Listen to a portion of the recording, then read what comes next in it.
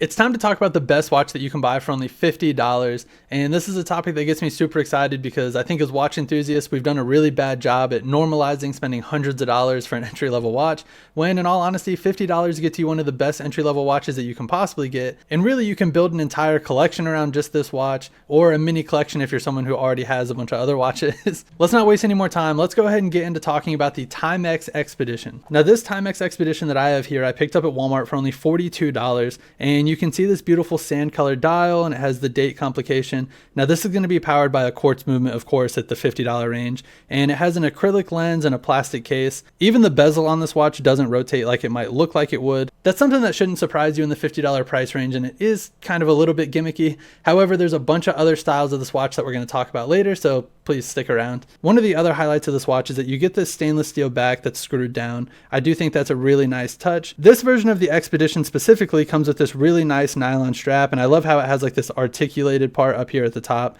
Makes it very, very comfortable on wrist. My one complaint about this though is that it is extremely stiff.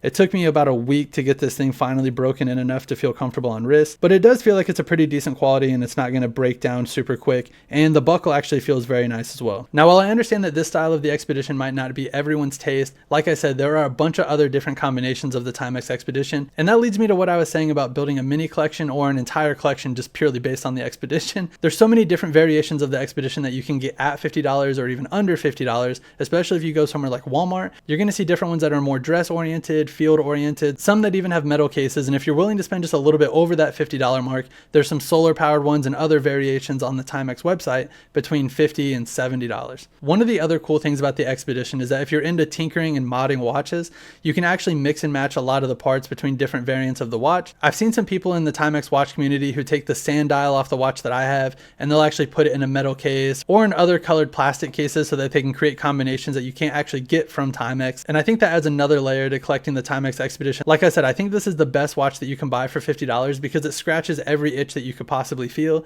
If you just want to collect watches, or you want to wear a dressy watch one day or a field watch the next day, it kind of fits all those categories a little bit. Now, it's not like a master at any of those, but it is a jack of all trades. The Expedition also has one really super cool feature that I think is amazing at the $50 price point, and that is Indiglow. Timex introduced Indiglow in 1992, and to me, it's one of the coolest technologies there is. It's a phosphor-based material that's sandwiched between two thin sheets of plastic or glass, and they use an electrode to power up that phosphor, and when the phosphor gets energized, it produces light, and that's what gives you that nice, beautiful, even glow that you see across Indiglow watches. Like most watch enthusiasts, of course, I'm a fan of traditional lume, and I'm actually a really big fan of tritium tubes being used in watches. However, you can't really beat that consistent lighting that you get with Indiglow, and I think that that's one of its biggest features because it doesn't need to be powered by the sun. Obviously, it's going to be powered by a battery, so you don't have to worry about the half-life that you see in tritium watches. So really, as long as the phosphor never actually gets out of the watch and you have a charged battery, you're not going to have any issues actually seeing the watch at nighttime. Like I said throughout the video, I think there's a lot of different ways you can go with the Timex Expedition if you want something more field and outdoor oriented, or you want something a little more dressy.